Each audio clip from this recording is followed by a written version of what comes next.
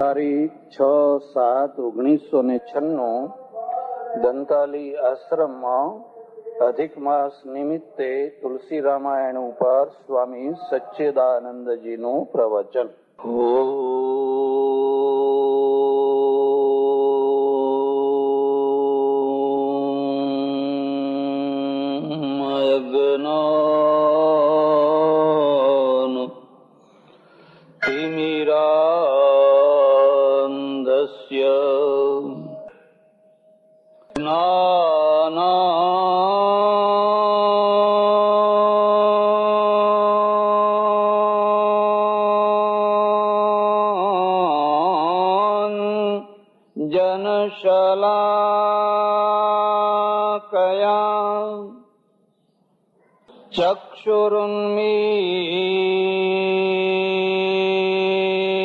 ચક્ષુરુન્મીલિतं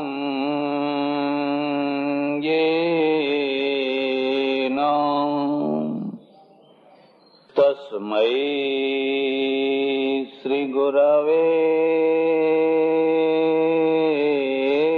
નમઃ.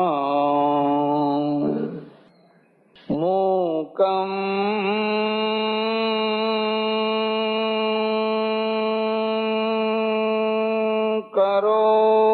કરોતિ વાચાલં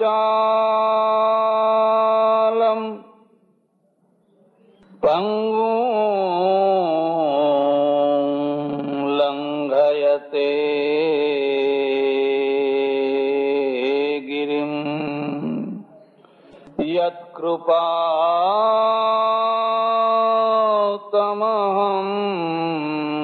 વંદે પરમાનંદ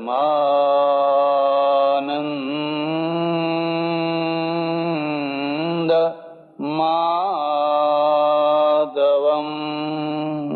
પ્રભુ તારા ચરણોમાં સ્થાન મળે,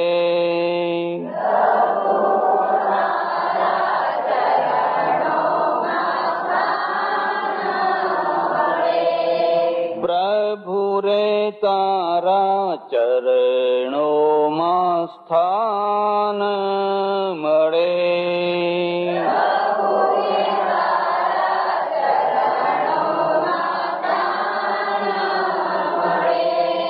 મનડું મારું તારું જ નામ જપે, મનડું મારું તારું જ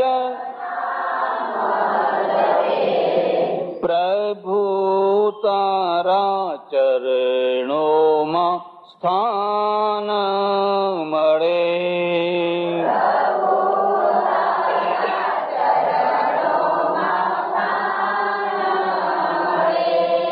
અધમનો અધમ હું પાપી ખરો,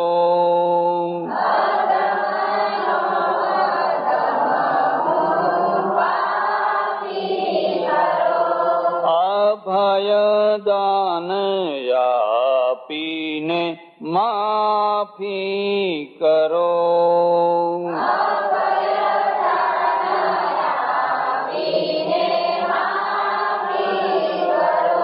કર્મોનો પુંજ અશેષ બળો, મોનો પુંજ અશેષ બળો, પ્રભુ તારા ચરણોમાં સ્થાન મળે.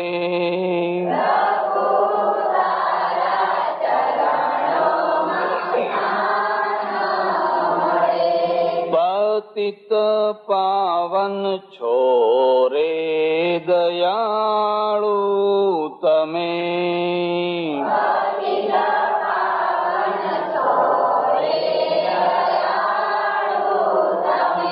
પતિત મારા જેવો જગે નહીં મળે,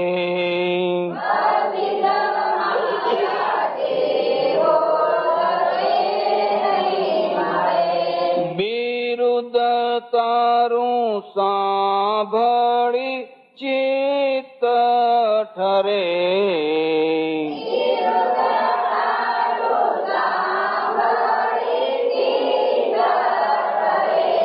પ્રભુ રે મારા, પ્રભુ રે તારા ચરણોમાં સ્થાન મળે.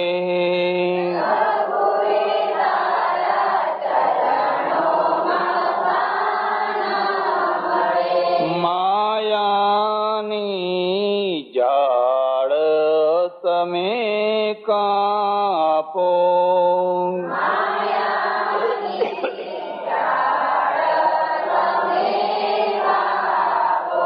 દયા દૃષ્ટિ ક્ષણ ભર તો આપો.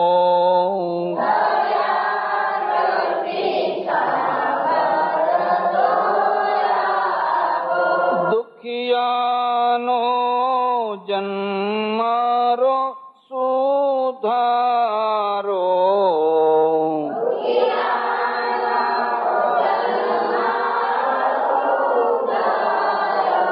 પ્રભુ તારા ચરણોમાં સ્થાન મળે.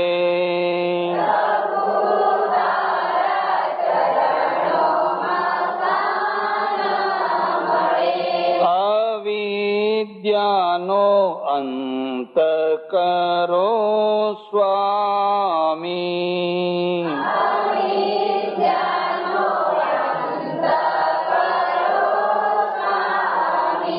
ભક્તિ ભાવ આપો ને નિષ્કામી.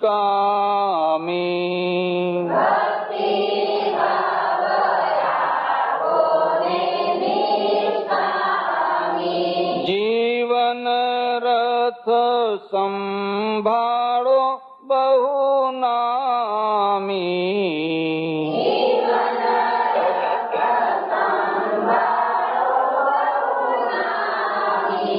પ્રભુ તારા ચરણોમાં સ્થાન મળે.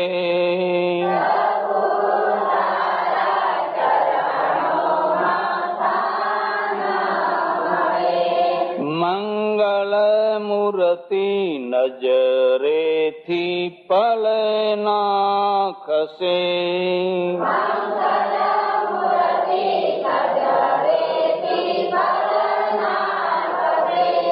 મુખડું તારું મંદરે મંદ હશે.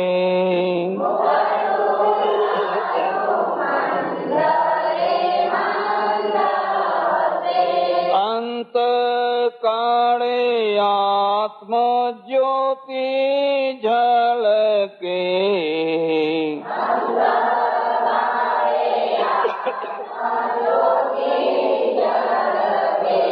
પ્રભુ તારા ચરણોમાં સ્થાન મળે.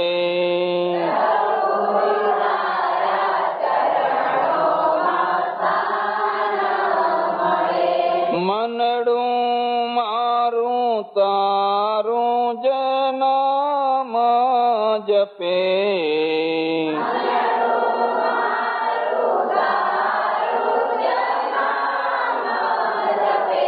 પ્રભુ રે તારા ચરણોમાં સ્થાન મળે.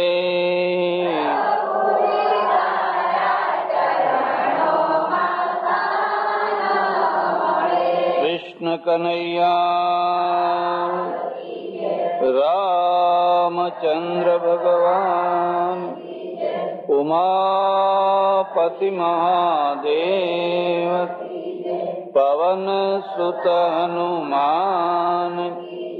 સનાતન ધર્મ સદ્ગુરુદેવ વૈદ્યનાથ મહાદેવ. નમઃ પાર્વતી પતે હર હર મહાદેવ હર. અધિક માસનું નિમિત્ત કરીને સંત શિરોમણી ગોસ્વામી તુલસીદાસ મહારાજ વિરચિત રામચરિત માનસના પ્રસંગોને માનવ સમુદાયના પ્રસંગો સાથે ઘટાડીને માનવ સમુદાયની રામાયણની કથા ચાલી રહી.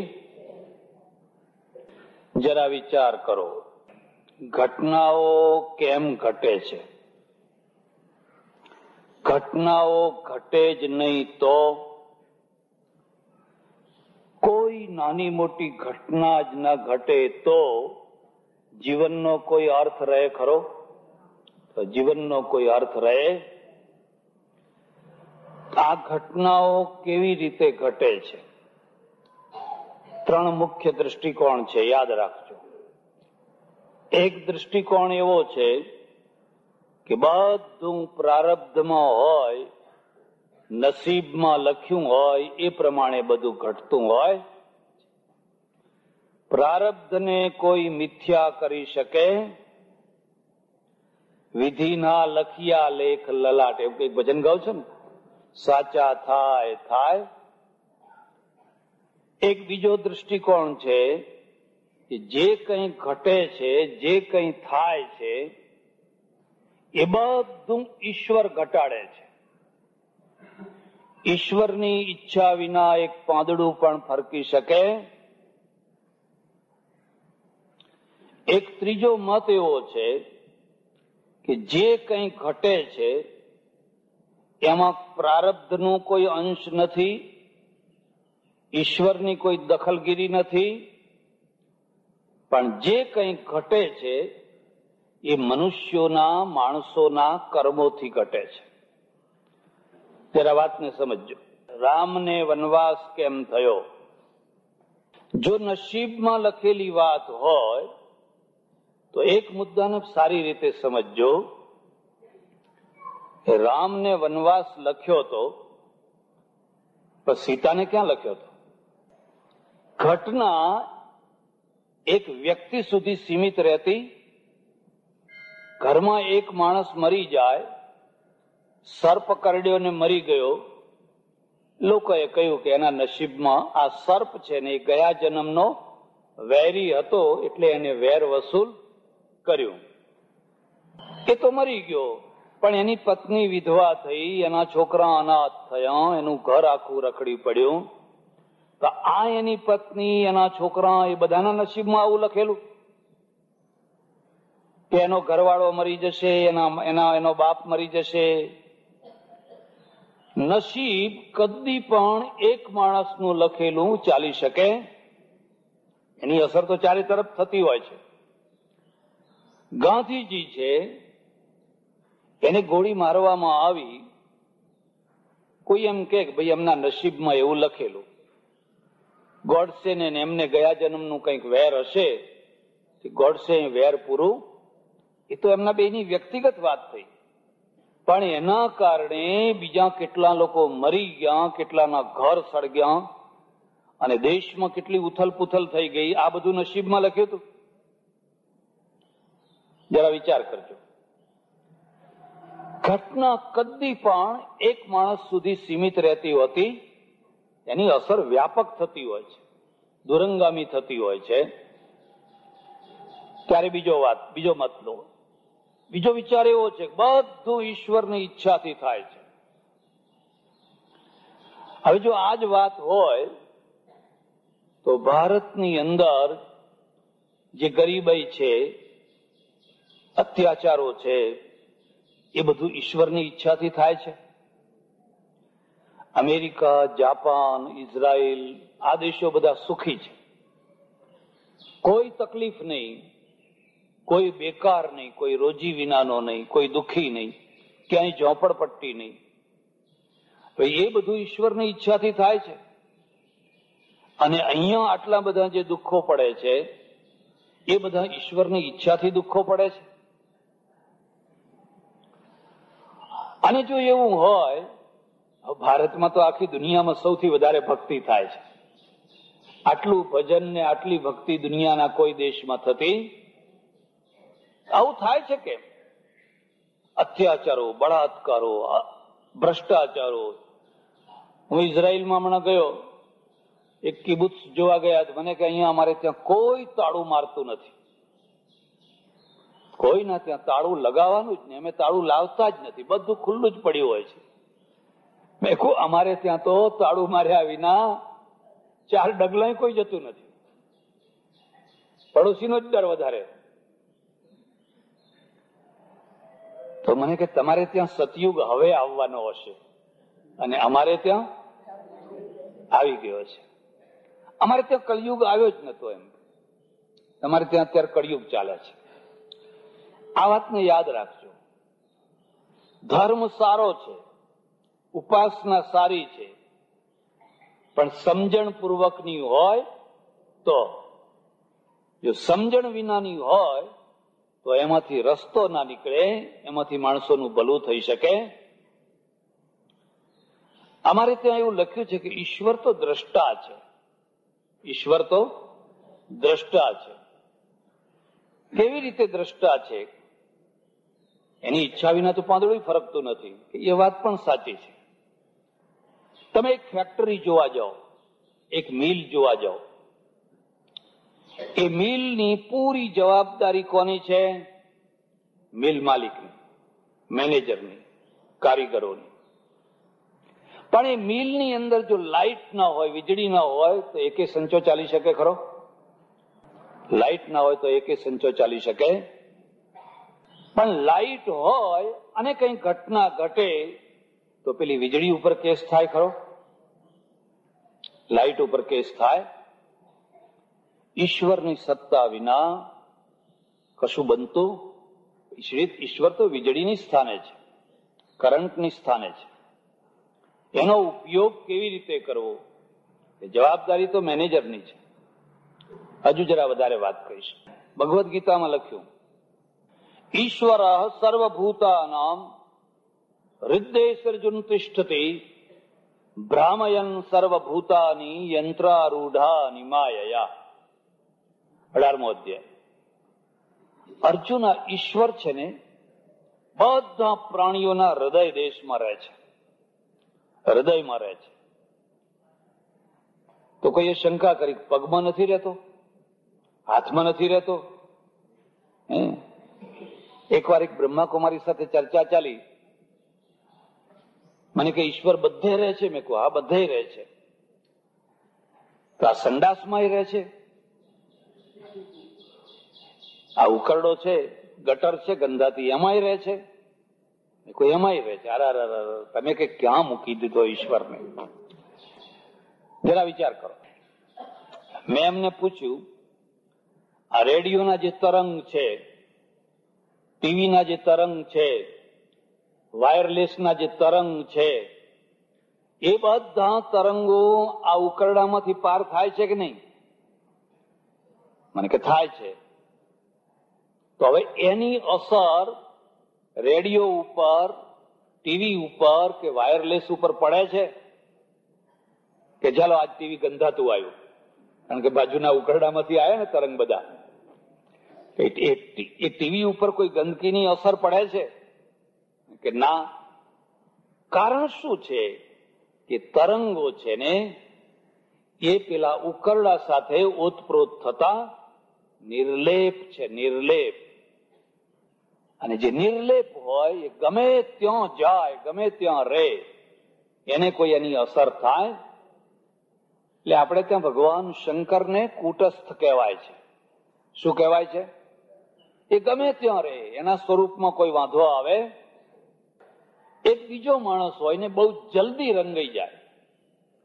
ગંગા ગયે તો ગંગાદાસ ને જમુના ગયે તો જમુનાદાસ. એના ઉપર બહુ જલ્દી કલર ચડી જાય. અને જેના ઉપર બહુ જલ્દી કલર ચડી જાય એ ભરોસા પાત્ર હોય? ક્યારે કલર ઉતરશે ને ક્યારે બીજો ચડશે એ કઈ કહી શકાય? પિત્તળનું વાસણ હોય તો એના ઉપર કલઈ થાય, પણ સ્ટીલનું વાસણ હોય તો? સ્ટીલના વાસણ ઉપર કલઈ થાય ખરી? સ્ટીલના વાસણને કલઈ કરવાની જરૂર ખરી? કે આ સ્ટીલનું વાસણ જરા કલઈ કરી આપજો, એને કલઈ કરવાની જરૂર? પરમેશ્વર નિર્લેપ છે, નિરંજન છે, એના બધા વિશેષણો આપેલા છે. એક બીજી વાત છે, પ્રત્યેક વસ્તુ ઉકરડો છે, પ્રત્યેક વસ્તુ, અને પ્રત્યેક વસ્તુ અમૃત છે. પેલો ઉકરડો તમારી દ્રષ્ટિએ ઉકરડો છે, પણ ઉકરડામાં રહેનારા જે જીવો છે એમના માટે એ અમૃત છે. એમના માટે તો એ અમૃત છે, તમારા માટે એ ઉકરડો છે. 4 ટોપલા ભરીને ખેતરમાં નાખો તો એ ખેતર માટે અમૃત છે, તમે એને ઉકરડો કહ્યો છે. એવું કહેવાય છે કે ગધેડાને જો સાકર ઘોળીને પીવડાવ્યું હોય તો મરી જાય. ટ્રાય કરવો હોય તો કરજો, પણ પારકા ગધેડે ના કરશો. એને સાકર ઘોળીને શરબત બનાવીને પીવડાવો ને તો એ મરી જાય, કારણ કે સાકર એના માટે ઝેર છે, એના માટે ઝેર છે, અને આપણા માટે અમૃત છે. આખી દુનિયાના એક પદાર્થને તમે જોશો તે કોઈના માટે ઝેર છે અને કોઈના માટે અમૃત છે.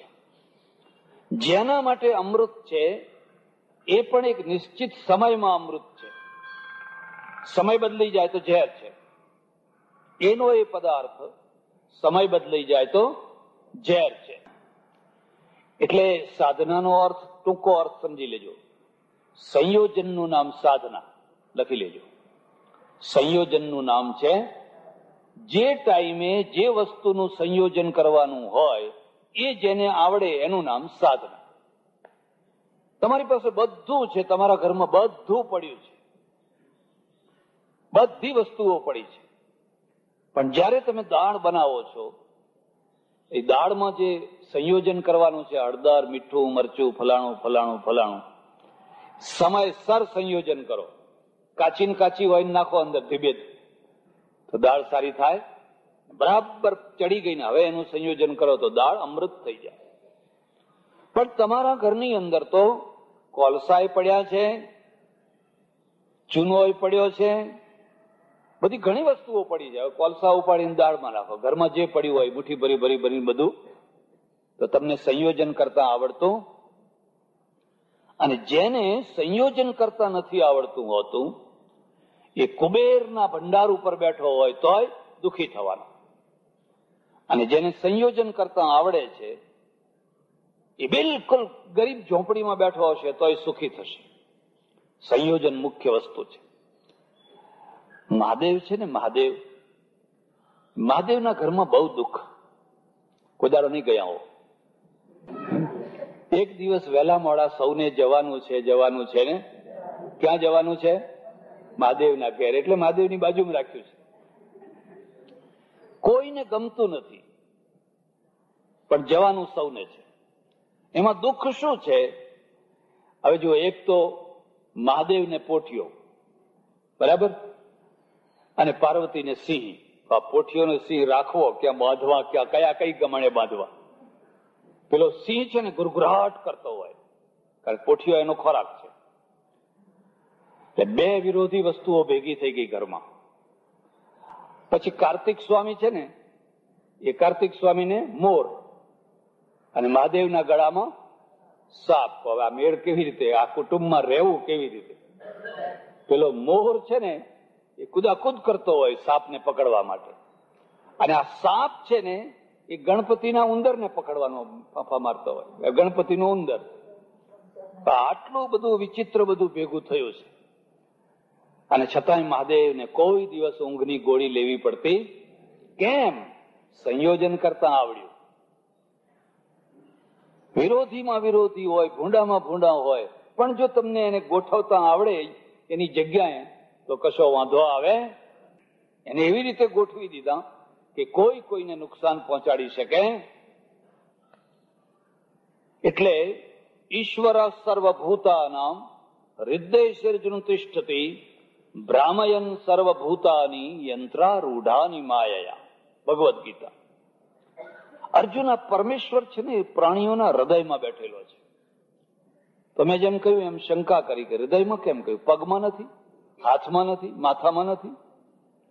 શંકરાચાર્ય બહુ સુંદર વ્યુત્પત્તિ કરી છે બધે છે, પણ જે વસ્તુ જ્યાંથી ઉપલબ્ધ થતી હોય એ વસ્તુને ત્યાં માનવાની.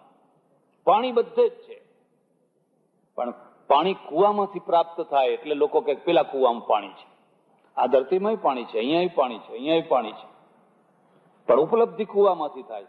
ગણે ચકલી પેલો નળ છે, પાણી પીવું જાઓ, પણ એમ બાકી બધે પાણી તો બધે જ છે. એમ પરમેશ્વર બધે હોવા છતાં જ્યારે પણ મળે છે ને ત્યારે હૃદયથી મળે છે. એટલે બીજી વાતને પણ સમજજો, ઈશ્વર કદી પણ બુદ્ધિથી મળતો નથી.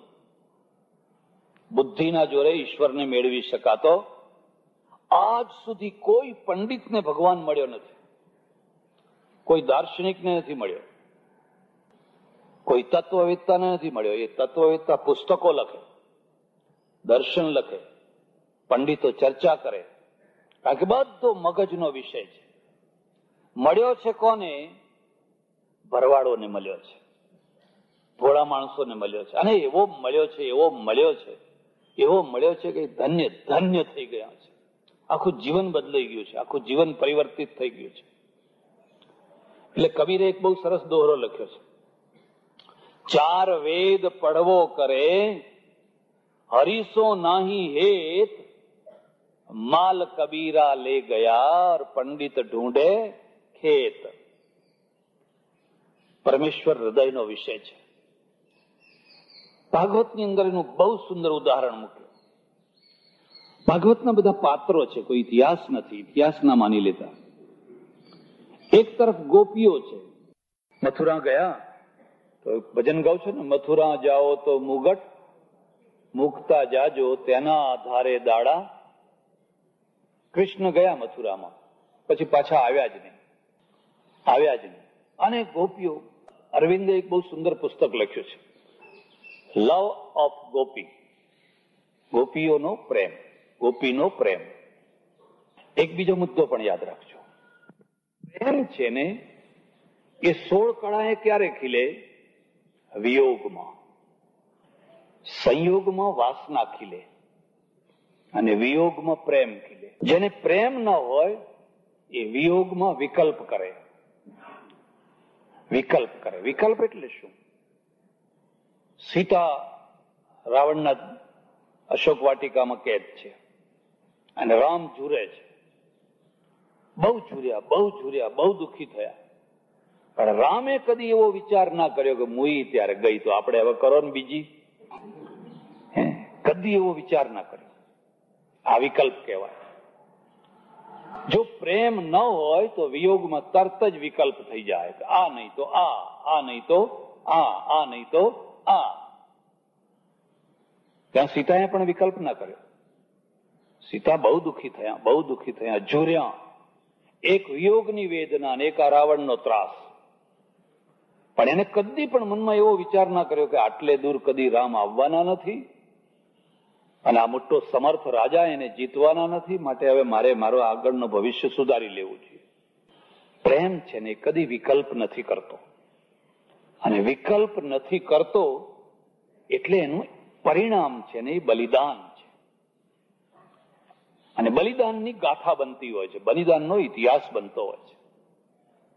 વિકલ્પનો કોઈ ઇતિહાસ નથી હોતો. એ તો બધા કેટલાય વિકલ્પો છે, ખાઓ પીઓ અને રાજ કરો, મરી જાઓ. વિકલ્પોનો ઇતિહાસ નથી હોતો. જો સીતા રાવણને પરણી ગયા હોત અને રામે બીજી પત્ની કરી લીધી હોત તો આ રામાયણ જેવી કોઈ વસ્તુ હોત ખરી? તો રામાયણ જેવી કોઈ વસ્તુ જ ના હોત. રામાયણ તો ત્યાગ ને બલિદાનની વાત છે. એટલે પ્રેમ છે ને એ 16 કળાએ ક્યારે ખીલે? જ્યારે વિયોગ હોય. ગોપીઓને વિયોગ થયો ને સમાચાર આવે કે કૃષ્ણે પેલા ઉદ્ધવને કહ્યું, ઉદ્ધવ તું જા અને જઈને ગોપીઓને સમજાવ. ભાગવત વાંચજો, જોજો, બહુ સરસ વાત છે. ઉદ્ધવ પંડિત છે, પોતાને જ્ઞાની સમજે છે. જ્ઞાની નથી, જ્ઞાની ન હોવા છતાં પોતાને જ્ઞાની માને છે. અજ્ઞાની સારો. હાથ જોડીને રે ભાઈ હું તો અજ્ઞાની છું, મને કઈ મૂર્ખ છું, શું કરું. તુલસીદાસના ચોપાઈઓને દોહરા વાંચજો. એક મંદ મેં મોહ બસ. કોણ લખે છે? તુલસીદાસ. એક તો હું મંદ છું, પાછો મોહમાં પડેલો છું. એક મંદ મેં મોહ બસ, કુટિલ હૃદય અજ્ઞાન. પાછું મારું હૃદય બહુ કુટિલ છે ને અજ્ઞાનથી ભરેલું છે. પ્રભુ મહિના બિસાર્યો એવું કઈ છે ને, તો પણ પ્રભુ મને કદી તમે ભૂલશો. આ નિર્મળતાનું લક્ષણ છે. જેમ જેમ તમને પોતાના દોષ દેખાવા લાગે અને તમારા દોષો ગાવાની હિંમત તમારામાં આવે. વખાણ કરવાની હિંમત તો બધામાં હોય જ છે ને. કોઈ ના પૂછે તો એ લોકો બડબડ બડબડ બડબડ બડબડ પોતાના વખાણ કરતા જ હોય છે ને. પણ જેમ જેમ તમને પોતાના દોષો ગાવાની હિંમત આવે ને, એમ એમ તમારું હૃદય નિર્મળ થતું જાય. અને જેમ જેમ નિર્મળ થતું જાય એમ એમ પરમેશ્વર નજીક આવતો જાય, દેખાતો થાય. આજે જ અનુભવ કરજો. જઈને કહેજો ભાઈ હું તો બહુ પાપી છું, હું તો બહુ અપરાધી છું. બોલાય જ નહીં, વાત જીવ ઉપર આવે જ નહીં. ને કોઈ કહેતો એને ગાળો દે, કોણે કહ્યું તું? પેલો તો સામે ચાલીને કે ભાઈ મારા દોષોનો તો કોઈ પાર નથી. એટલે એનામાં એટલી નિર્મળતા આવે. આ સંત માર્ગ છે. આ શબ્દને યાદ રાખજો. પંડિત માર્ગ નથી, પુસ્તકીય માર્ગ નથી, આ સંત માર્ગ છે. અને સંત માર્ગમાં માણસ અત્યંત નિર્મળ બને.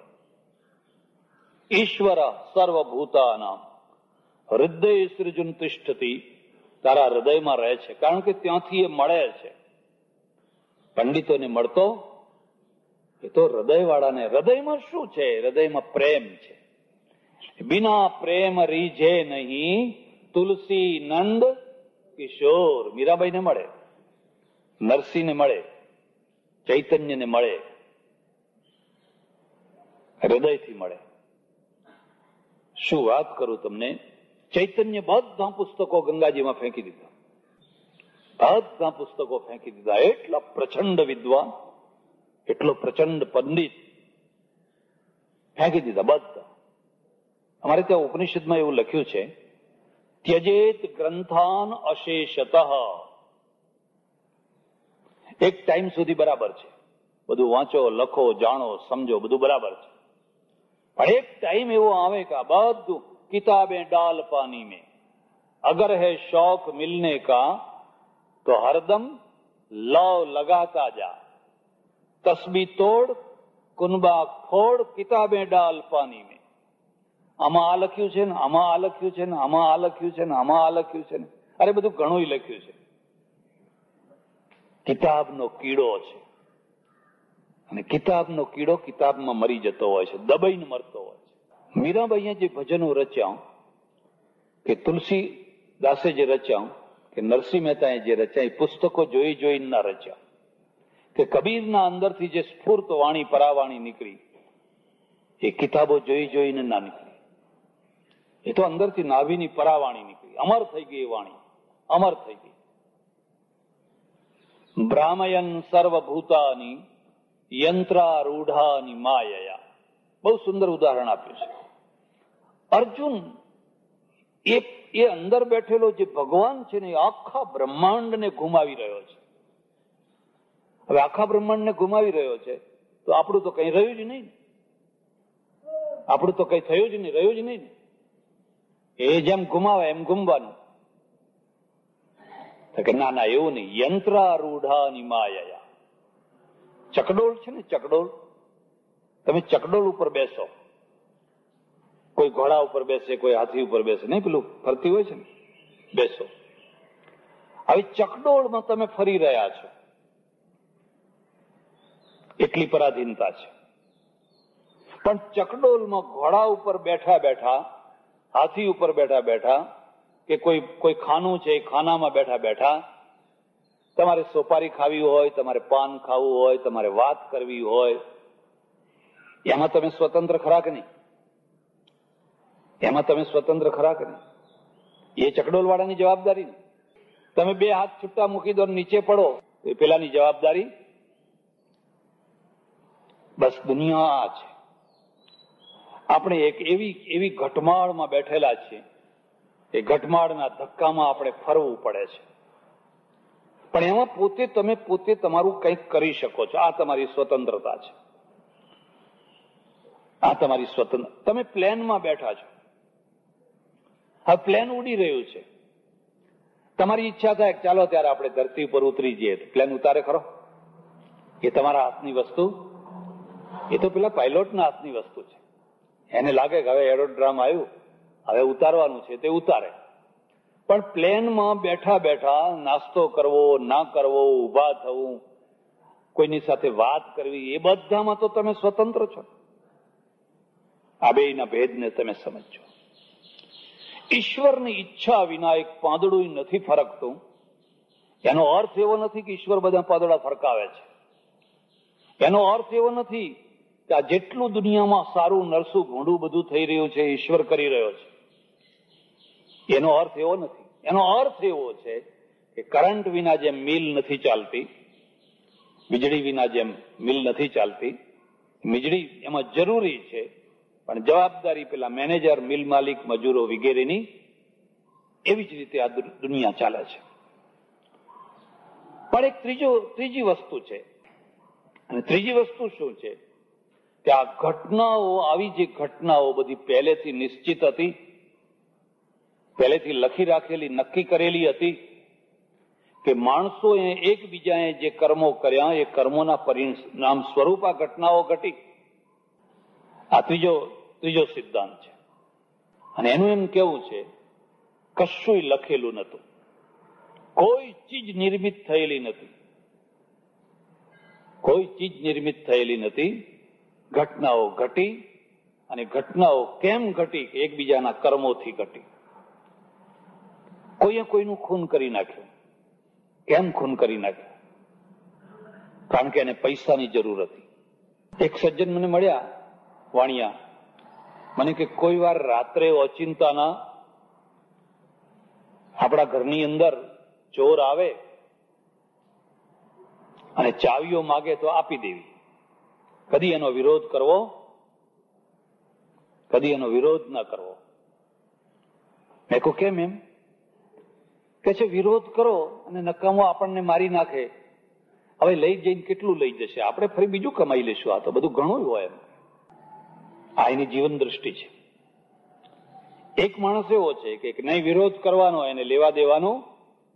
કારણ કે જો તમે સરળતાથી એને લેવા દેશો તો એ બીજે પાછું એનીઓ કરશે, ત્રીજે કરશે, ચોથે કરશે, પાંચમે કરશે. હવે પેલો કહે છે કે જેને જે કરવું હોય કરે, કોક ને કોક એને મારનારો. પણ આપણે શું કામ, આપણે એમાં કઈ દખલગીરી કરવી? ઘટનાઓ ઘટતી હોય છે, અને ઘટનાઓના પરિણામ પછી સમૂહને ભોગવવા પડતા હોય છે, આખા સમૂહને ભોગવવા પડતા હોય છે. એમ દશરથના ઘરમાં પણ એક ઘટના ઘટી. બધી ઘટનાઓ જ ઘટી, બધી ઘટનાઓ જ ઘટી. જેમ સાંકળની કડીઓ હોય એમ ઘટનાઓની કડીઓ હોય. તમે જેમ ગાયને બાંધવાની સાંકળ જુઓ, એમાં કોઈ કડી સોનાની હોય, કોઈ ચાંદીની હોય, કોઈ પિત્તળની હોય, કોઈ લોઢાની હોય. જે ઘટનાથી તમે સારામાં સારું કામ કર્યું હોય ને એ સોનાની કડી છે. આખી જિંદગી તમારા માટે સુખદાયી છે. પછી કોઈ ચાંદી જેવી હોય, કોઈ પિત્તળ જેવી હોય, કોઈ લોઢા જેવી હોય. એવી બધી ઘટનાઓ ઘટે. લોઢા જેવી હોય, બધી સોનાની કડીઓ તો કોઈની હોય.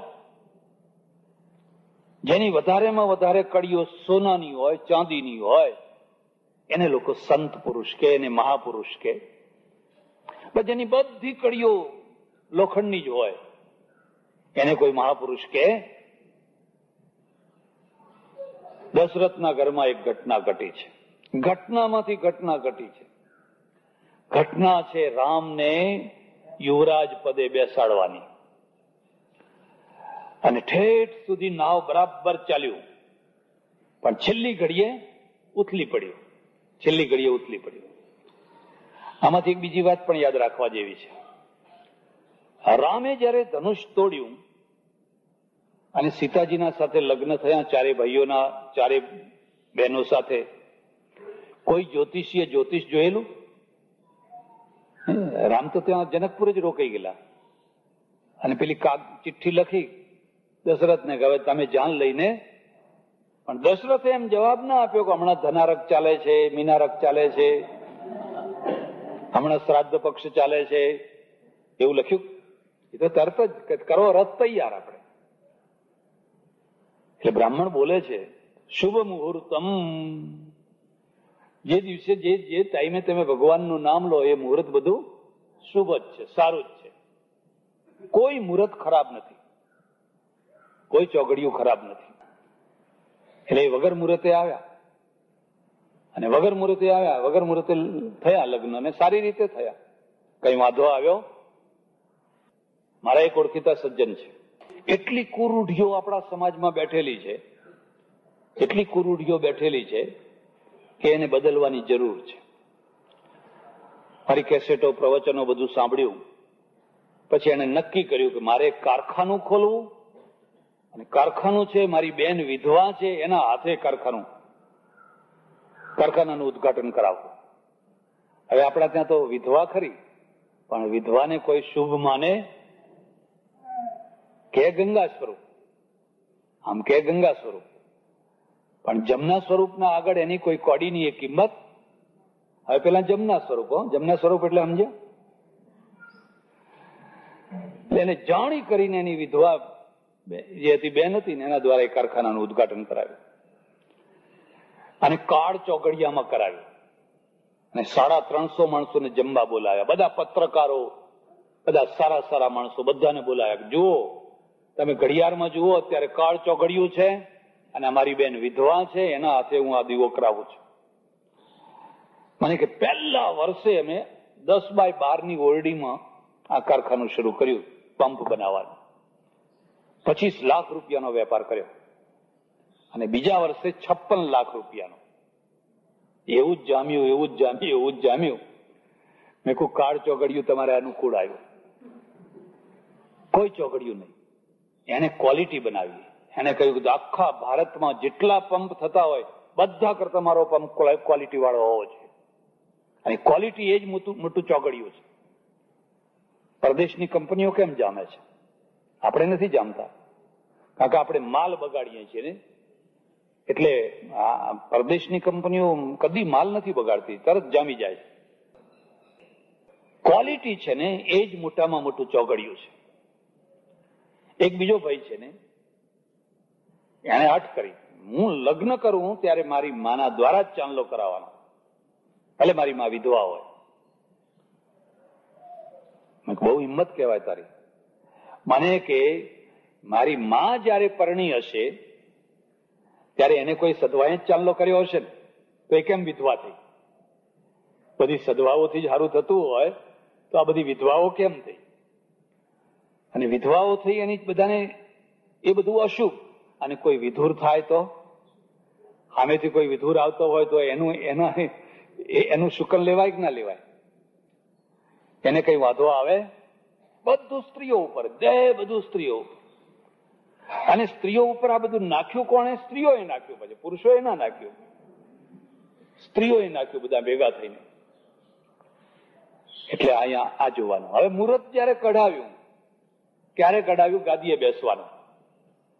સારામાં સારું મુહૂર્ત જુઓ, કારણ કે મારે એટલી બધી કાળજીથી આ કામ કરવાનું છે કે ભરત ત્યાં રહે ને કઈ કઈને ખબર ના પડે ને કઈ આડી અવડી ના થાય ને આ કામ મારું પતી જાય.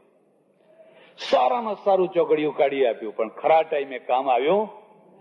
ન જાણ્યું જાનકી નાથે સવારે શું થવાનું તે. આ બે વાતો તમે આમાંથી સમજજો. આ એક બીજી વાત છે, ઘટનાઓ ઘટવાની, એના પરિણામે આવવાના. ઘટનાઓને આપણે રોકી શકતા નથી, પણ ઘટનામાં એક વાત, સુખમાં દુઃખ અને દુઃખમાં સુખ. સુખમાં દુઃખનો અર્થ તમે સમજ્યા? માનો કે તમે બહુ પૈસાદાર છો, ઠીક નથી, તો આ શું થયું? સુખમાં મેં એવી ઘણી વાર જોયું, કોઈ સભા મળે પૈસાદાર માણસ હોય એને કદી કોઈ ઉપર બેહાડે નહીં. આવો આવો આવો એમ કરીને બેહાડે. કોડીની કિંમત છે પૈસાદાર. બેઠો હોય કઈ બધાના વચ્ચે આડા આવડા ગમે ત્યાં, અને મનમાં દુઃખી થતો હોય કે હું આટલો બધો પૈસાદાર છું અને આ લોકો મને માન કેમ નથી આપતા. તો એ સુખમાં દુઃખ છે અને દુઃખમાં સુખ. દુઃખમાં સુખ શું છે?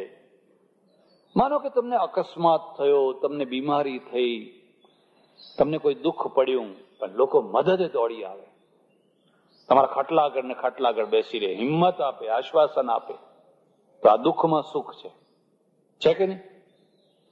તમે હોસ્પિટલમાં દાખલ થયા હો પણ 25 માણસો આડાવડા ઉભા હોય તો એનું તમને બહુ બળ મળે, બહુ હિંમત મળે. આ દુઃખમાં સુખ છે. કોઈ કેસ ચાલે, કોઈ ઝઘડો થયો, કોઈ કંઈ થયું, તરત જ તમને સાથ આપનારા માણસો મળી રહે. આ દુઃખનું સુખ છે. દુઃખમાં દુઃખ અને સુખમાં સુખ એવું પણ ઘણી વાર બને કે તમારા ઘરમાં સુખનો ઢગલો થયો હોય અને ના જોઈતા હોય એટલા વધારાના સુખ આવીને ઢગલો થયા કરતા હોય. આ પણ નિયમ છે. તમારા ઘરમાં ઘીની બરણી ભરી હોય, ફ્રીજમાં ફળ ભર્યા હોય તો એ ટોપલો લાવીને કોઈ મૂકી જાય, લો આ ફળ, અરે ભાઈ નથી ખાવા, અમારે છે એ જ બગડી રહ્યા છે. ના ના ના ના, આટલા ખાજો એમ. સુખમાં સુખનો ઢગલો થઈ રહ્યો છે અને દુઃખમાં દુઃખનો ઢગલો થઈ રહ્યો છે. દુઃખમાં દુઃખનો ઢગલો થઈ રહ્યો છે. દીકરી પરણાવવાની છે, પરણાવવાની શક્તિ નથી, પૈસા નથી, બહુ મોટું દુઃખ છે. જેમ તેમ કરીને ખેતર વેચીને, આ કરીને, તે કરીને, સીધું સામાન ભેગું કર્યું, બધું તૈયાર કર્યું અને એક માણસે જઈને કંઈક આડું અવડું જઈને વાત કરી દીધી, લગ્ન ફોક થઈ ગયું. વાત ફોક થઈ ગઈ. હવે આ સીધું સામાન, આ પૈસો માંડ ભેગો કરેલો, આ શું થયું? દુઃખમાં દુઃખનો ઢગલો થયો. દુઃખમાં દુઃખનો ઢગલો થયો.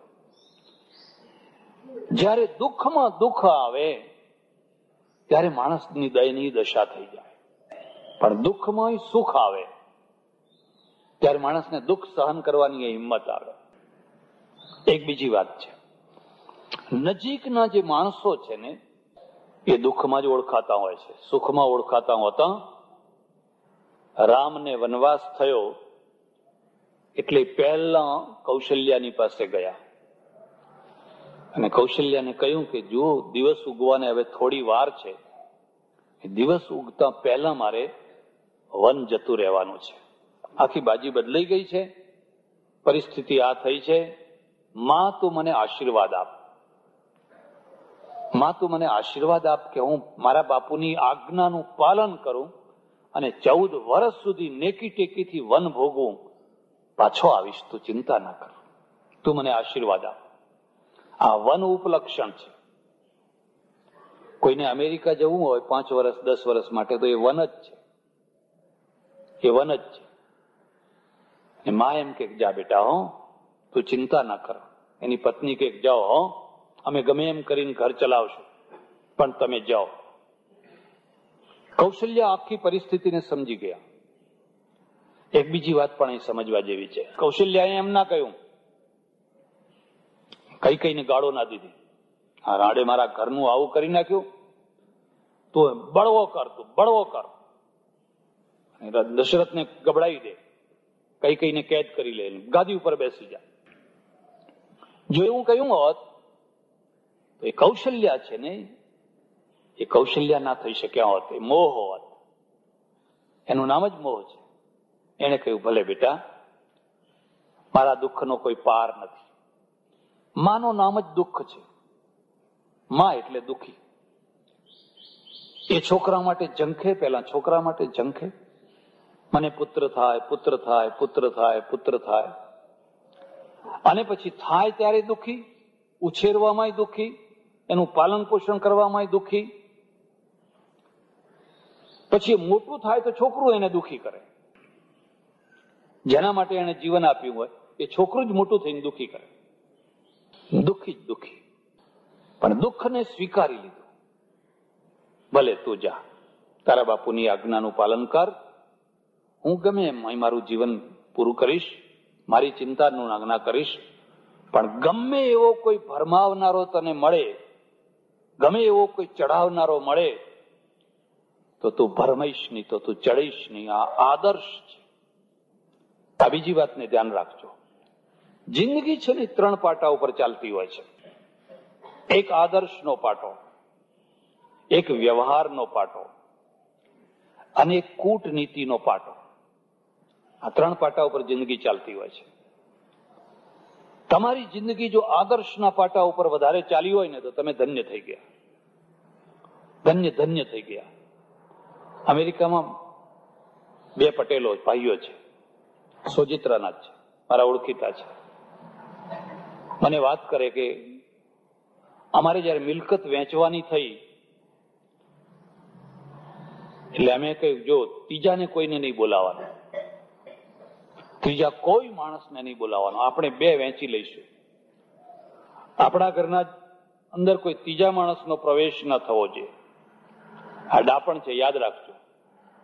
લડજો, ઝઘડજો, પણ કદી ત્રીજાને અંદર ભળવા દેશો. અને ત્રીજાને ભળવા દેવો હોય તો એ તમારું હિત કરે એવાને ભળવા દેજો.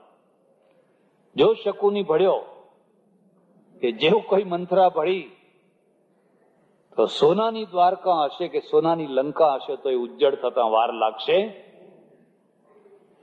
તો આપણે 2 કેવી રીતે વેચશું? તો પેલો મોટો ભાઈ કે છે, અરે ભાઈ, આપણે કશું વેચવું નથી, આ બધી મિલકત છે, તારે જેટલું જોઈએ, જે જોઈએ એ તું બધું લઈ જા, જે બચે એ મારો. હું મોટો ભાઈ છું, તને પૂરી છૂટ છે. અમને પહેરેલા કપડે તો કાઢીશ તો અમે નીકળી જવા તૈયાર છે. આ આદર્શ, આ કયો પાટો છે? આદર્શ પાટો છે. કેટલું આત્મબળ હશે એનું, કેટલી હિંમત હશે. એને કહી દીધું, તારે જે જોઈએ એ બધું લઈ લે, તું નાનો ભાઈ છે, તને અધિકાર છે. મને કે એટલું મેં કહ્યું, એની સાથે જ મારી ઘરવાળી હતી ને, એને બધા દાગીના ઉતારવા માંડ્યા. લો, આ દાગીના પણ તમે વેચી લો. એટલે પેલો નાનો ભાઈ કહે છે, ભાભી, એક દાગીનો ના ઉતારશો, તમારો શણગાર મારાથી ઉતરાવાય. આદર્શમાંથી શું આવ્યું? આદર્શ આવ્યો. નહીં તો કે બૂટ ના નીકળતી હોય તો બૂટ કાપો એમ. અરે એવા કઈ લડતા હોય, એવા ઝઘડતા હોય. મેં મારા ભાઈને કહ્યું, એને જેટલું જોઈએ એટલું બધું. અને એક બીજો મુદ્દો યાદ રાખજો, આ રામાયણમાંથી કઈ બીજું ના શીખો તો કઈ નહીં. હાથે પગે જે ઘરમાંથી નીકળતા હોય છે ને, એ તો આલીશાન ઘર બનાવતા હોય છે. એક દાખલા તમે જોજો, જે લોકો હાથે પગે નીકળ્યા, હાથે પગે કાઢ્યા, એ લોકોએ તરત જ મહેનત કરી, પુરુષાર્થ કર્યો, સાહસ કર્યું, હિંમત કરી, મોટું આલીશાન ઘર બનાવ્યું. હવે શું થયું? હવે પેલા ઘરવાળા છે ને એ ભીખ માગતા થાય, જે કાઢનારા છે એ ભીખ માગતા થાય. અને પેલાને કહે છે, કંઈક આપો ને, કંઈક આપો ને, કંઈક આપો ને, કંઈક આપો ને. રામાયણમાંથી આ શીખવાનું છે. એટલે એક તો આદર્શનો પાટો છે. જયારે પણ કોઈ ઘટના આવે ત્યારે એમાં આદર્શ પક્ષ શું કહે છે. પછી એક વ્યવહાર પક્ષ હોય. વ્યવહાર પક્ષ શું હોય કે બધા કહે, ભાઈ ના આવું જ થાય ને, તો આમ જ થાય ને, એમ જ થાય ને, બેયને વેચવું જ પડે ને, બેયને આપવું જ પડે ને. અને કૂટનીતિનો પક્ષ હોય છે. કૂટનીતિનો પક્ષ શું હોય છે કે છેતરીને, ચાલાકી કરીને, હોશિયારી કરીને પણ કેવી રીતે પેલાનું પડાવી લેવું, એની સહી કરાવી લેવી, ખોટે ખોટું આમ તેમ અભણ હોય એવું કરીને પણ કેમ પડાવી લેવું, એ કૂટનીતિનો પાટો હોય છે. જે લોકો કૂટનીતિના પાટા ઉપર જ આખી જિંદગી ચાલ્યા હોય છે ને, એ કદી મહાપુરુષ થઈ શકે? એમની વૃદ્ધાવસ્થા બહુ દુઃખી થતી હોય છે. પછી કોઈ હગું નથી થતું હતું, કારણ કે આખી જિંદગી કાવા દાવા જ કર્યા, આખી જિંદગી લોકોને લૂંટવામાં જ કાઢી, આખી જિંદગી લોકોને છેતરવામાં જ કાઢી. હવે ખરા ટાઈમે હવે કોઈ એમનું સગું થાય? જે લોકો વ્યવહારમાં ચાલતા હોય છે ને, એ તો હજુ તોય ઠીક છે, પણ જે લોકો આદર્શમાં ચાલતા હોય છે ને, એ ગાંઠનું ગોપીચંદન ખોતા હોય છે. અને ગાંઠનું ગોપીચંદન ખોવાય ને, એની ગાથા બનતી હોય છે, એનો ઇતિહાસ બનતો હોય છે, અને એની કથા લખાતી હોય છે, એના ઉદાહરણો અપાતા હોય છે. લઈ જાઓ. લઈ જાય. હરિશ્ચંદ્રે આપી દીધું, રાજપાટ આપી દીધું, બધાએ આપી દીધું. એટલે અહીંયા કૌશલ્યા અને રામ બે આદર્શના પાટા ઉપર ચાલે છે. કઈ કઈ છે ને એ વ્યવહારના પાટા ઉપર ચાલે છે ને મંથરા કૂટનીતિના પાટા ઉપર ચાલે છે. કૌશલ્યાએ કહ્યું, રામ, હું જાણું છું તમે ખુશીથી જાઓ, માની ચિંતા ના કરશો. હું 14 વર્ષ સુધી રામ રામ રામ રામ રામ રટતી રહીશ, જપતી રહીશ. અને એક દિવસ જયારે રામનવમીના દિવસે તમારો જન્મ થયો અને તે દિવસે મને જે આનંદ થયેલો એથી વધુ આનંદ આ 14 વર્ષ પૂરા થશે અને ફરી રામના દર્શન મને થશે, તે દિવસે મને એથી પણ વધુ આનંદ થશે. હું સહન કરીશ. વાત વાયુ વેગે ફેલાઈ ગઈ, ચારે તરફ ફેલાઈ ગઈ. એટલામાં લક્ષ્મણને ખબર પડી. લક્ષ્મણ આવીને ઉભો થઈ ગયો, હું સાથે આવીશ. આપણે ત્યાં એક શબ્દ છે, ભાઈ શબ્દનો અર્થ થાય છે ભુજા. ભાઈ એટલે ભુજા, ભુજા એટલે હાથ, બાવડું. કેમ પગ શબ્દ કેમ ના આપ્યો? ભાઈનો અર્થ પગ કેમ ના કર્યો? બીજું કોઈ અંગ કેમ ના આપ્યું? એટલા માટે ના આપ્યું કે ગમે ત્યારે કોઈ લાકડી મારવા આવે ને તો હાથ આડો થાય. થાય કે ના થાય? માણસ જાણતા અજાણતા પોતાના માથાને બચાવવા માટે ફટ દઈને હાથ આડો કરી દે, હાથ તૂટી જાય. હાથ તૂટે તો એનો સાંધો થાય, પણ મગજ તૂટ્યું તો એનો સાંધો થઈ શકે? એમ ખરા ટાઈમે, મુસીબતના ટાઈમે જે આડો થઈને ઉભો રહે એનું નામ કહેવાય ભાઈ, એનું નામ પૂજા કહેવાય, એનું નામ ભાઈ કહેવાય. અહીંયા ભાઈની કથા છે. અર્થ જ એને કહ્યું, હું તમારા સાથે આવીશ. પણ તને તો કઈ વનવાસ થયો નથી. વનવાસ તો મને થયો છે, તારે શું કામ વનના દુઃખ ભોગવવા પડે? બસ અહીંયા એ કહે છે સગાઈ જે સંબંધ જે છે એ દુઃખનો સંબંધ હોય, સુખનો કોઈ સંબંધ નથી હોતો. સુખનો સંબંધ તો સ્વાર્થનો હોય છે, પણ દુઃખનો સંબંધ છે ને એ જ સાચો હોય છે. એક જંગલમાં એક વૃક્ષ અને વૃક્ષના ઉપર બે પક્ષીઓ વર્ષોથી રહે. તમને ખબર નહીં હોય, આ પક્ષીઓને પણ માળો હોય અને માળાનું મમત્વ હોય કે ના હોય? આ ચકલા માળા માટે લડે છે કે નહીં? ચે કેટલા તણખલા ભેગા કરીને એક ચકી લાવ્યો ને પછી એક ચકો લાવ્યો અને પછી એક તણખલું ગોઠવ્યું ને અને વળી પાછો બધો લોચો નીચે પડી ગયો. વળી પાછા ગોઠવે. કદી થાકે? આપણો ચકલાનો માળો અહીંથી રેતી લાવ્યા ને અહીંથી સિમેન્ટ લાવ્યા ને અહીંથી ફલાણું લાવ્યા ને અહીંથી ફલાણું લાવ્યા ને પછી ટેકા મૂક્યા ને ચકલાનો માળો કરી દીધો.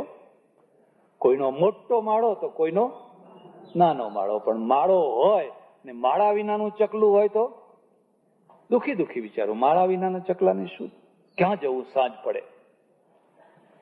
એટલે બે પક્ષીઓ ઉપર રહે. એવું બન્યું કે જંગલમાં આગ લાગી અને જંગલમાં આગ લાગી તો ભાડ દાગ થતી આગ આગળ વધવા માંડી. તો કેટલા જાનવરો ભાગે, કેટલા બળી મરે, ભાગી ન શકે. કાચબો ને એવા ને તેવા ને બધા. પણ ઝાડ છે ને એના નજીક આવી આગ એટલે પેલા વૃક્ષ છે ને એ વૃક્ષને કહે છે તમે ઉડી જાઓ, મારે તો પાંખ નથી ને મારા મૂળ જમીનમાં છે એટલે મારાથી ઉડાતું, પણ તમે હવે ઉડી જાઓ કારણ કે તમે બચી શકશો. મારું તો જે થવાનું હોય એ થાય. તો આગ લગી इस वन को वृक्ष को जलने लागे पात, तुम क्यों बैठे हो पक्षियों पंख तुम्हारे पास. પેલા વૃક્ષને વાચા થઈ ગઈ, એ પંખીઓ, હા મારા વૃક્ષને આગ લાગીને બધા પાંદડા બળવા માંડ્યા છે, તો તમે ઉડી જાઓ, તમારી પાસે તો પાંખો છે, તમે કેમ ઉડતા નથી? એટલે પેલા પક્ષીઓ શું કે છે? ફલ ખાએ ઇસ વૃક્ષ કે ગંદે કિન્ને પાત, ધર્મ હમારા હે યહી જલે વૃક્ષ કે સાથ. અરે કેટલા વર્ષો સુધી અમે આ ઝાડના ફળ ખાધા અને અમે હગાર કરીને તારા પાંદડા બગાડ્યા, તોય તે કદી પણ અમને કશું ફટકાર આપ્યો. હવે જયારે દુઃખના દિવસો આવ્યા છે ત્યારે હવે અમારો ધર્મ છે કે અમે તારી સાથે બળી મરશું પણ તને છોડશું. આ દુઃખનો સંબંધ છે. ઘણા માણસો એવા હોય વર્ષો સુધી તમારે ત્યાં લીલા લહેર કરે, ખાય પીવે, મજા કરે, આનંદ કરે, લીલા લહેર કરે. અને જરાક જો આગ લાગી હોય ને એમ થાય કે હવે આજ ઘર બરવા બેઠ્યું, ઉડી જાય, જાઓ બીજે, હવે આપણે આમાં રહેવું. એ તો સ્વાર્થના સગા છે. બધા જ સ્વાર્થના સગા હોતા. આ તો પરમાર્થના સગાની કથા છે. રામાયણમાં જે સગાઈ છે ને એ તો પરમાર્થની સગાઈ છે. લક્ષ્મણે કહ્યું કે ના, ભલે મને વન નામ આપ્યું હોય પણ હું તમારો ભાઈ છું, નાનો ભાઈ છું. અને મોટો ભાઈ વનનો થઈને ફરે, દુખી દુખી થઈને ફરે, તો નાનો ભાઈ મહેલમાં માલે એ કદી બની શકે? હું સાથે જ આવવાનો છું. એક બીજી વાત છે, ઓફર જે છે ને, ઓફર કે હું સાથે આવીશ, અને સાથે આવવાની વાત બહુ દૂર રહી. કોઈ મહેમાન આવે ને એટલે લોકો ઓફર કરે કે ચા પીશો ને, આનું નામ ઓફર કહેવાય. પીશો ને એટલે પેલો મહેમાન છે ને, ના હો પીને આવ્યા છે અત્યારે પીવી. પેલાને ખાતરી થાય કે આ પીવાનો, તો પછી વધારે ના એમ ચાલતું હશે, પીધા વિના તે જવાતું હશે. હવે એ વધારે મજબૂત કેમ બન્યો છે કે એને ખાતરી છે કે આ ચા પીવાનો. જેમ જેમ એ પેલો કડક થતો જાય ને એમ એમ આ વધારે આગ્રહ કરતા જાય. અને મહેમાન આવ્યા હોય ને પૂછે ચા પીશો ને, કે હા ત્યારે થવા દો, એટલે પેલા ઢીલા થઈ જાય. જો દૂધ બૂધ છે કે કેમ, દૂધ છે કે કેમ, એટલે ઘરવાળી પછી એવી જ ડાઈ હોય, અરે રે દૂધ તો ક્યારનું ખલાસ થઈ ગયું છે. એટલે પેલો જ કે ત્યારે રહેવા દો, હારું ત્યારે. પેલો ઢીલો એટલે આ તો સંસાર છે યાર, આ તો સંસાર છે. જો તમારે શીખવું હોય તો આટલું શીખવાનું, કદી પણ કોઈના ઘેર જાણી કરીને ચા પીવા જવાનું, અને ગયા હોય અને ચા થયો હોય કે થતો હોય તો બાનું કરીને પણ ખસી જવાનું. પણ આમ નજર કરીને કે હા આવવા દો, આવવા દો, આવવા દો.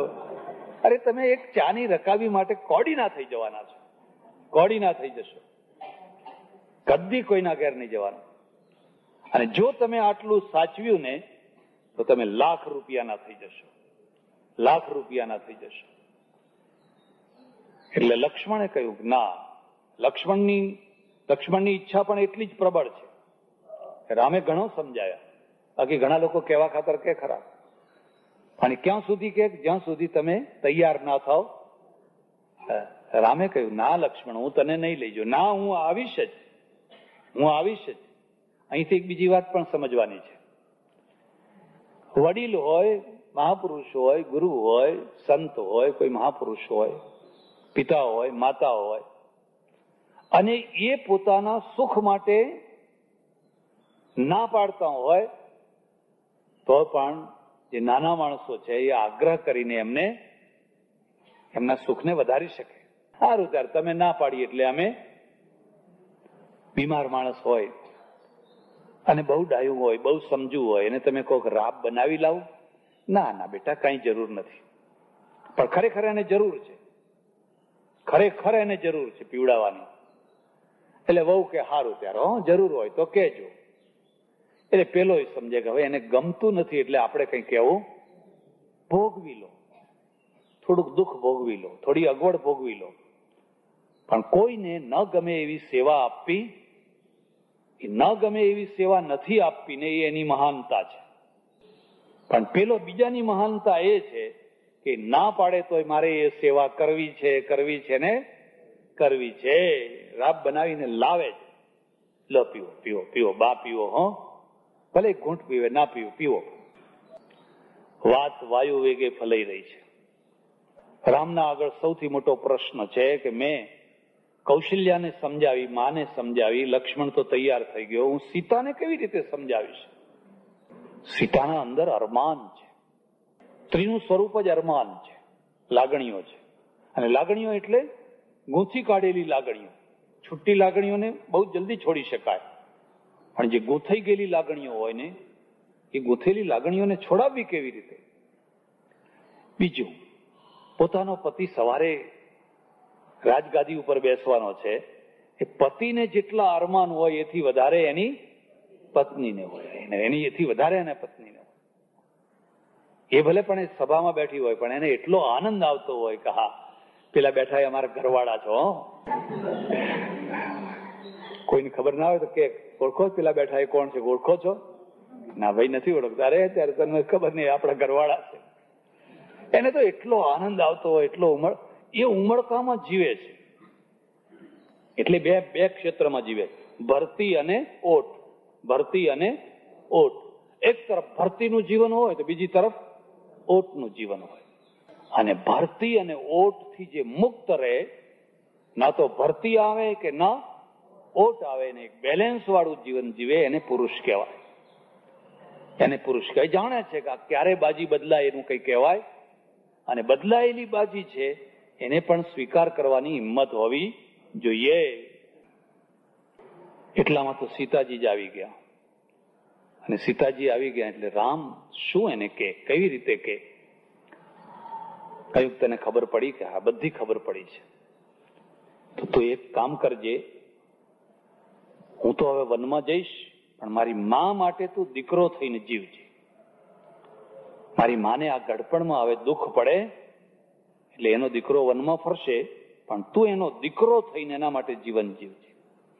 એક બીજી વાત યાદ રાખજો, સંયુક્ત કુટુંબ જે સગપણ છે ને, એમાં આખી ત્યાગની જ કથા છે, સ્વાર્થની કથા નથી. કોણ કોના માટે જીવે છે, બસ કોણ કોના માટે જીવે છે એ જ મહત્વનું છે. કોણ પોતાના માટે લોકોને જીવાડે છે એ જરાય મહત્વનું નથી. તમે જીવો મારા માટે, તમે જીવો મારા માટે, તમે જીવો મારા માટે.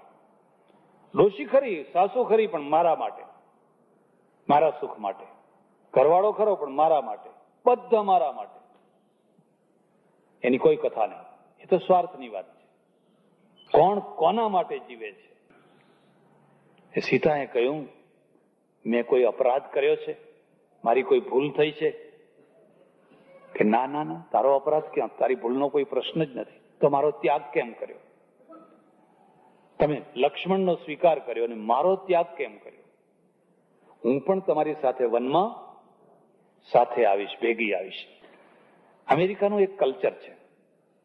હું એક જગ્યાએ રહેલો. હવે એની બાજુમાં એક સ્ટોરમાં એક ડોસી ને ડોસો, મોટી ઉંમરના, એ સ્ટોર ચલાવે. તો બન્યું એવું કે એક પેલો પૈસા લૂંટનારો માણસ આવ્યો. એ લૂંટનારો માણસ આવ્યો. અમેરિકામાં હવે આવી ઘટનાઓ બહુ બનવા માંડી છે, અને ઇન્ડિયનોના સ્ટોર વધારે લૂંટાય. એટલે ક્યારે કોનું શું થઈ જાય એ કઈ કહેવાય. એકદમ સુખી કુટુંબ હોય, લીલું હોય, પૈસે ટકે બધું હોય, પણ ક્યારે એને પિસ્તોલ કોઈ આવીને મારી જાય. અને ક્રેઝી માણસો. એટલે પેલાને કહ્યું જે ગલ્લામાં હોય આપી દે, તારા ગલ્લામાં જે કઈ હોય એ આપી દે. હવે તો અમેરિકન, ડોસો અમેરિકન. એને કહ્યું, આમ ગલ્લો ડ્રોવર ખેંચ્યું, આમાં ભરેલી પિસ્તોલ એને મૂકેલી. કારણ કે અમેરિકન માણસો કદી પણ હથિયાર વિનાના હોય, અને આપણે કદી હથિયાર રાખીએ, આપણને કદી હથિયાર રાખતા આવડે, અને રાખ્યું હોય તો ખરા ટાઈમે વાપરતા આવડે. હવે માર ખાઓ, હવે મરો કે માર ખાઓ, એમાં ભગવાનનો દોષ ખરો? એમાં ભગવાનનો દોષ કરો? ભગવાને કહ્યું, એટલે તું ધનુષબાણ લે. અર્જુનને કહ્યું ધનુષબાણ ઉપાડ, શસ્ત્ર વિનાનો તું નહીં. એટલે એને ફટ દઈને પિસ્તોલ કાઢી એટલે પેલો ભાગ્યો. પેલો જે લૂંટવા આવેલો ને એ ભાગ્યો, એના હાથમાં છરો. એટલે ભાગ્યો, એ ભાગતા ને આને પિસ્તોલ મારીને પગ તૂટી ગયો, અને પગમાં ગોળી વાગી, પગ તૂટી ગયો. હવે અમેરિકાનો કાયદો બહુ વિચિત્ર. તો પેલા લૂંટારાએ આના ઉપર દાવો કર્યો, મારો પગ ત્યાં તોડી નાખ્યો, મારો પગ તે તોડી નાખ્યો, મારે આખી જિંદગી હવે લંગડા થઈને રહેવું પડશે. કોર્ટમાં કેસ ચાલ્યો. કોર્ટમાં ડોસો હારી ગયો.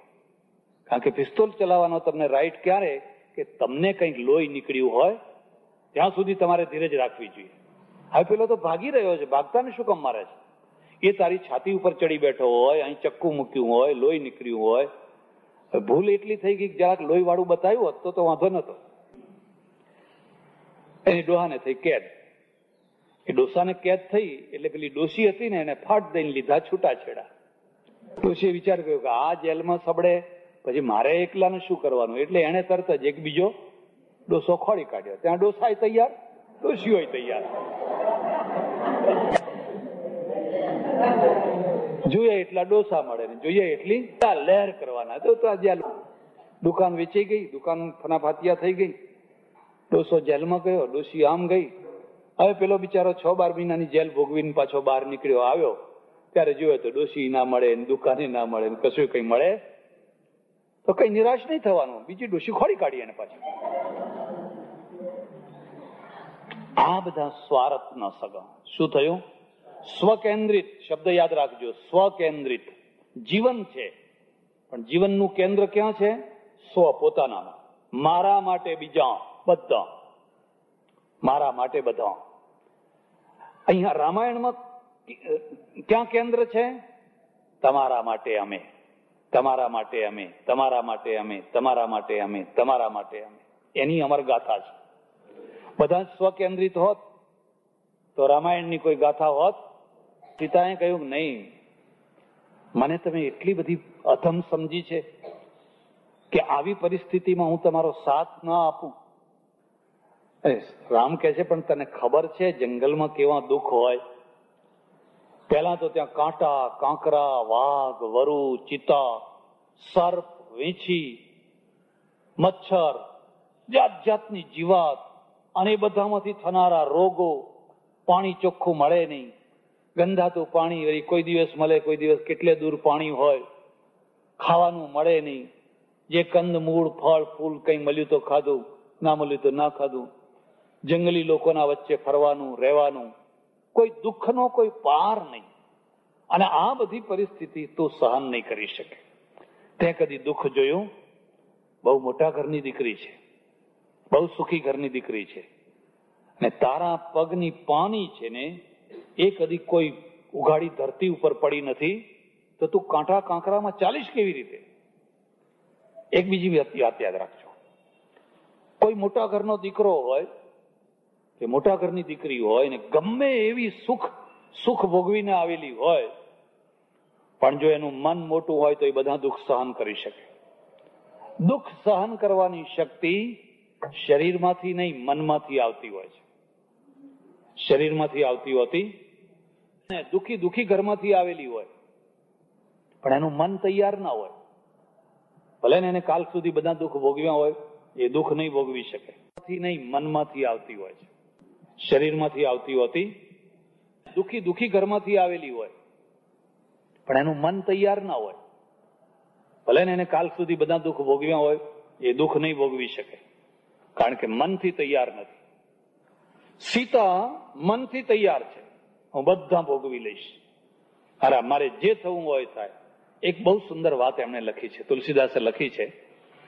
એને કહ્યું છે કે એક તરફ આખી દુનિયાના એક ત્રાજવામાં આખી દુનિયાના બધા સુખો મૂકવામાં આવે, બધા સુખો. હાથે ઘડિયાળ બાંધવું, ટીવી જોવું, ફલાણું કરવું, બંગલામાં રહેવું, સારું ફર્નિચર, એસી, ફલાણ જેટલા સુખો કહો, 32-36 પકવાન બધું. અને એક તરફ પતિનું સુખ મૂકવામાં આવે, એક તરફ માત્ર પતિનું સુખ મૂકવામાં આવે, તો આ બધા સુખો ઊંચા થઈ જાય ને પતિનું સુખ. સીતા કહે છે પતિ ના હોય અને આ બધા સુખો હોય તો એ તો આગ લગાડે, ભડકો લગાડે, આગ લગાડે. પતિ વિના તમે હિંચકા ઉપર શું કરવાના હતા, સોફા ઉપર શું કરવાના હતા, બધું કઈ જ ના ગમે. માટે હું બધા દુઃખ સહન કરીશ, પણ તમારા વિનાનું દુઃખ સહન થશે? જરાને ઉલટાવી નાખો. જેમ લોમ એમ વિલોમ. જે સ્ત્રીની દશા એ જ દશા પુરુષની. આખી દુનિયાના સુખ એક તરફ ભેગા કરવામાં આવે, પણ એક સારી પત્ની હોય અને સારી પત્નીનું સુખ એક તરફ મૂકવામાં આવે તો આ બધા સુખોના આગળ સારી પત્નીનું સુખ વધારે નીચું થાય. એટલે તમારા વિયોગનું જે દુઃખ છે હું સહન નહીં કરી શકું. એક બીજી વાત યાદ રાખજો, રામાયણ છે ને કોઈનું ઘર ભગાવવા માટે રચાયેલી, ભગાયેલું ઘર સુધારવા માટે રચાયેલી છે. બાકી તો ચડાવવાના અને ચડાવીને ઘર ભગાવવું હોય તો આજકાલ બહુ થઈ રહ્યું છે. આજકાલ તો બહુ થઈ રહ્યું છે કે કેમ કરીને પેલા પુરુષને ચડાવવો, કેમ કરીને પેલી સ્ત્રીને ચડાવવી અને ચડાવીને પછી ઘર ભગાવવું. અને ઘર ભગાવ્યા પછી શું કરવાનું? તો જેનું ઘર ભાગેલું હોય એની દશા તમે જોજો. પછી રખડતા થઈ જાય. રખડતી પુરુષ રખડતો થાય તો ચાલે, પણ સ્ત્રી રખડતી થાય તો ચાલે? પહેલા તો સ્ત્રી કદી એકલી રહી શકે? એને લોકો રહેવા ના દે. લાંબો ટાઈમ એને રહેવા દે? કોણ ના રહેવા દે? દુર્જનો, સજ્જનો નહીં. અને એકવાર દુર્જનોના ચક્કરમાં ચડી ગયા પછી એ સજ્જનોની સાથે બેસવાને લાયક રહે? એકવાર એ દુર્જનોના રવાડે ચડી ગઈ બસ પછી એક લાખ પ્રયત્ન કરે તો એ સજ્જનોની લાઈનમાં પછી ના બેસી શકે. સારા મોહલ્લામાં, સારા ઘરોમાં એ રહી ન શકે. પછી તો એ સીડી ઉપરથી લોટો પડ્યો ને, ઠનઠન ઠનઠન ઠનઠન ઠનઠન થતો થતો ઠેઠ તળિયે જઈને બેસવાનો છે. એટલે રામાયણ છે ને કોઈનું ઘર ભગાવા નથી માંગતી. કોઈનું ઘર ભાગ્યું હોય તો એને બનાવવા માંગે છે. અને ઘર ભાગતું ક્યાંથી હોય છે? ઘર ભાગતું હોય છે પતિ અને પત્ની બંનેની અંદર સ્વાર્થ વૃત્તિ ઉભી કરવાથી, વ્યાપારિક વૃત્તિ ઉભી કરવાથી, કોમર્શિયલ વૃત્તિ ઉભી કરવાથી કે આના દ્વારા મને કેટલું સુખ મળશે. અહીં બાજુમાં એક ગામ છે, ગામનું નામ નહીં દઉં કારણ કે પાછા તમે ખોળવા લાગી જાઓ. તે એક વિધવા બેન ડોશી એની જુવાન છોકરીને લઈને અહીં આશ્રમમાં આવી. મને મારા ઓળખીતા. મેં કહું કેમ બેન, કેમ આવા? મને કે બાપુ હું તો થાકી, આ મારી છોકરીને તમે સમજાવો. મેં કહું શું સમજાવું? મને કે 14 મૂર્તિયા બતાવ્યા પણ આ છોકરી કોઈને પાસ કરતી. ઓહો, અમારે ત્યાં તો છોકરા પાસ નથી કરતા, પેલા ગ્રીન કાર્ડ વાળા. ગ્રીન કાર્ડ હોય ને એટલે લાઈન લગાડાવે ને જાણે બધાને નાપાસ જ કરવાના છે, પણ એમ લાઈન લગાડે એનું ગૌરવ હોય કે અમારે ત્યાં આટલી કન્યાઓ આવી હતી. હોય સિંગોડા જેવો. સિંગોડો જોયું છે? સિંગોડા જેવો હોય. એટલે અમારે પેલા ગુણવંત શાહ છે ને, એમણે એક નવા મંત્રો કાઢ્યા છે. એ મંત્રો મારાથી બોલાય કે કેમ એ સવાલ છે. એમણે કહ્યું કે આ બેયને જયારે પ્રણાવવા બેસાડો એટલે આ વૈદિક મંત્રો નહીં બોલવાના. પહેલો મંત્ર બોલવાનો ઓમ ગ્રીન કાર્ડાય નમઃ. પછી છેલ્લો મંત્ર શું બોલવાનો? હવે એ તો એમનો શબ્દ છે, મારાથી બોલાય નહીં, પણ જતા હવે તમે નહીં બોલું તો તમને એમ થશે કે શું કહ્યું હશે. હે રહીબાનો આગ્રહ છે ઓમ બબુચકાય નમઃ. લઈ જશે રે મારા સોનાનું ટીલડું. ખરેખર લઈ જાય, પણ સોનાનું ટીલડું ત્યાં જઈને પછી માથા ભારે થઈ જાય, પછી પેલાની ખબર લઈ નાખે. એટલે મને કે આ છોકરીને તમે સમજાવો. મેં 14 મૂર્તિયા બતાવ્યા પણ એકેને એ પાસ કરતી. હું વિધવા થઈ, એનો બાપ નહીં, હું કેટલા મૂર્તિયા એને બતાવું. એટલે મેં છોકરીને પૂછ્યું તને શું વાતો છે, તારે શું જોઈએ છે, કેવો મૂર્તિઓ જોઈએ છે? મને કે મારે 3 વાતો જોઈએ છે. તમારા ખ્યાલમાં હોય તો તમે લાવજો મૂર્તિઓ. મેં કહ્યું શું 3? પહેલા તો મારે એવા મૂર્તિયા સાથે પરણવું છે કે મારે સાસુ સસરા હયાત હોય, સાસુ સસરા જીવતા હોવા જોઈએ. મેં કહ્યું કેમ એમ સાસુ સસરા હયાત ના? મને કે ડોહા ઘરમાં બેઠા બેઠા ખોખા ખુ ખુ ખુ ખુ કરતા હોય આખો દિવસ. આ લાવજે ને પેલું. અરે આને તો કઈ લાઈફ કહેવાતી હશે? અને આનું નામ તો કઈ લાઈફ કહેવાય? આપણે આપણી લાઈફ જીવવા માટે જન્મ્યા છીએ. તો જ્યાં જુઓ તો અહીં થૂંક નાખ્યું હોય ને અહીં થૂંક નાખ્યું હોય ને અહીં થૂંક નાખ્યું હોય. હા એ વાત સાચી. મારે સાસુ સસરા જોઈતા નથી. તો અમે કોઈ એક કામ કરો, તમે અનાથ આશ્રમમાં જાઓ. કીધું અનાથ આશ્રમમાંથી જે મૂર્તિઓ મળશે ને ત્યાં કોઈ સાસુ સસરા વાળો હશે ના? કે એવો તો નહીં. અમે કોઈ માનો કે સાસુ સસરા હોય તો તમે શું કરો? તો કહે કે મને કે કાં તો એમને દેવ કરી નાખવાના ને કાં તો પછી અમારે જુદું થઈ જવાનું. આ પહેલી શરત મૂકવાની. પછી મેં કહ્યું બીજું શું જોઈએ? મને કે બીજું મારે એ જોઈએ કે હું લગ્ન કરું એના 3 મહિનાની અંદર એ પેલો સીધો મને અમેરિકા લઈ જાય. એવું કેમ? મને કે આ કોઈ દેશ છે? અહીં કોઈ લાઈફ છે? અહીં તો લાઈફ જ નથી. એમ જ્યાં જુઓ ત્યાં અહીં તો કોઈ લાઈફ જેવી વસ્તુ જ નથી. લાઈફ તો ત્યાં છે. મેં કહ્યું ત્રીજું, મને કે અમેરિકા ગયા પછી એ જે મારો હસબન્ડ હોય ને, એનું નામ શું કહેવાય? હસબન્ડ. એ જે પતિ ના કહેવાય, પતિ જુદો કહેવાય, હસબન્ડ જુદો કહેવાય. એ જે હોય ને એ એનો જેટલો પગાર આવે દર અઠવાડિયે મને આપી દે. કહો હવે આની કોણ ઈચ્છા પૂરી કરે? આની કોણ ઈચ્છા પૂરી કરે? મેં કહ્યું બેન, તું ફ્રીજની કેરી થવાની છે. કાચી કેરી હોય ને, કાચી પેલી પડેલી હોય ને, એને તમે ફ્રીજમાં મૂકો તો 15 દિવસ મહિના સુધી એવી ને એવી રહે. પણ કાચી કેરી શું કામમાં આવે ખબર છે? એને કચરવી પડે. અને કચરીને એનું કચુંબર કરવાનું. એનો રસ નીકળે? એનો રસ ના નીકળે. રસ કોનો નીકળે? પાકી કેરીનો. એ પાકી કેરી કોણ થઈ હોય? જેને લૂ લાગી હોય, જેને 2 મહિના સુધી ગરમ ગરમ ગરમ ગરમ ચૈત્ર વૈશાખની લૂ લાગી હોય અને લૂના કારણે એ પાકી ગઈ હોય. હવે એને ઘોળીને તમે રસ કાઢો. એ રસ કોના માટે છે? ઘરના લોકો માટે. પેટ ભરીને લોકો જમે. એ પાકી કેરી છે. આ કાચી કેરી છે. એને ફ્રીજમાં મૂકી, બસ ફ્રીજની ઠંડક જોઈએ, મારે લૂ જોઈએ. હવે કોઈ જેના હાથમાં આવશે ને એને કચરશે, સારી રીતે કચરશે. પછી ચટણી બનાવશે ને ચટણી બનાવીને પછી આટલી જ ખવાય. ચટણી છે ને એને કઈ વધારે નહીં તો દાંત થઈ જાય, ખાટા થઈ જાય. સુખ દેનાર ને સુખ મળતું હોય છે, દુઃખ દેનાર ને સુખ મળતું હતું. મેં કહ્યું તું દુઃખી થઈ જઈશ. આપણું કલ્ચર એમ કે છે કે આપણા અહો ભાગ્ય કે ઘરમાં વૃદ્ધ માણસો હોય, સાસુ સસરા હોય, અરે એમની સેવા કરવી. 2 વર્ષ 5 વર્ષ જે જીવ્યા એમને સારું કરીને જમાડો, રાખો, ખાટલો ગોદડું, એમની ચાદર બાપા બાપા બાપા કરો અને એની આંતરડી ઠરે.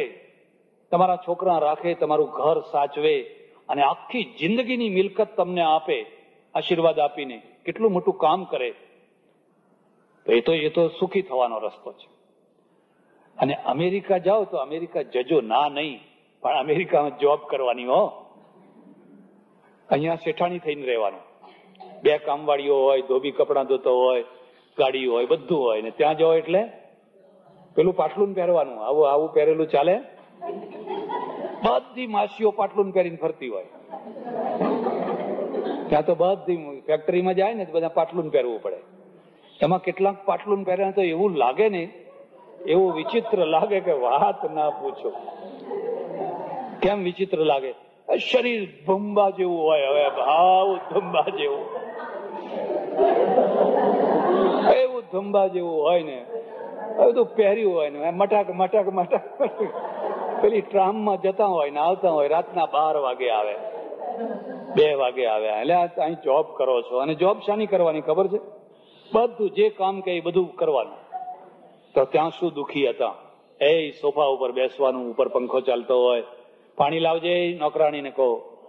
આ કપ 2 કપ ચા લાવજે, તો ચાનો પ્યાલો એ ધોઈ નાખે. લો હવે અહીં કોણ નોકરાણી છે? પાછા ઘેર આવો એટલે બધી રસોઈ કરો, આ કરો, તે કરો, બધું કરો, બધું કરો. એટલે અમેરિકામાં તો જોબ કરવાની. અહીં જોબ નહીં કરવાની, અહીં રોફ કરવાનો. અહીં તો રોફ કરવાનો, ત્યાં જોબ કરવાની. અને ત્રીજી વાત છે, કનો ઘરવાળો આવીને પગાર હાથમાં આપી દે, જે સમર્પિત થઈ હોય એને, જે પોતે સમર્પિત થઈ ગઈ હોય એના હાથમાં પગાર બધો આવે. તું તારું જ કોકડું વાળીને બેઠી હોય તો કોઈ પગાર આપે? માટે તું કીધું ફ્રીજની કાચી કેરી થઈશ ને આખી જિંદગી કચરાવાની છે. જુવાનીના 4 દિવસો અને 4 દિવસો જયારે ઢળી જશે તો કોઈ માણસ તારું સગું થવાનું. રામાયણમાં જે કથા છે એ તો ત્યાગની કથા છે, સેવાની કથા છે. અહીંયા એક આદર્શ પત્ની છે, આદર્શ પત્ની તમારી સાથે ને સાથે આવીશ. ત્યાં તો કોઈ સમાચાર મોકલ્યા કે સૂર્યોદય થવાની તૈયારી છે ને હજુ સુધી તમે જંગલમાં જવા માટે નીકળ્યા કેમ નથી? તમારા પિતાશ્રીની આજ્ઞા છે કે સૂર્યોદય પહેલા તમારે જંગલ નીકળી જવાનો. તો રામ કે છે આજે નહીં, હવે કાલે. કૃષ્ણ કનૈયા રામચંદ્ર ભગવાન ઉમાપતિ મહાદેવ પવન સુત હનુમાન સનાતન ધર્મ સદગુરુ વૈદ્યનાથ મહાદેવ નમઃ પાર્વતી પતે હર.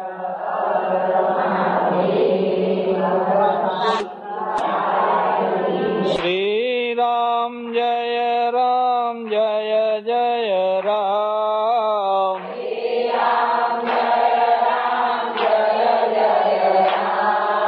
શ્રી રામ જય રામ જય જય રામ.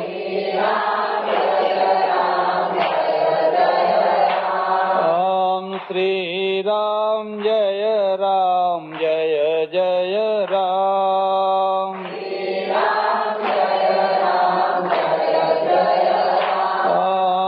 શ્રી રામ જય રામ જય જય રામ.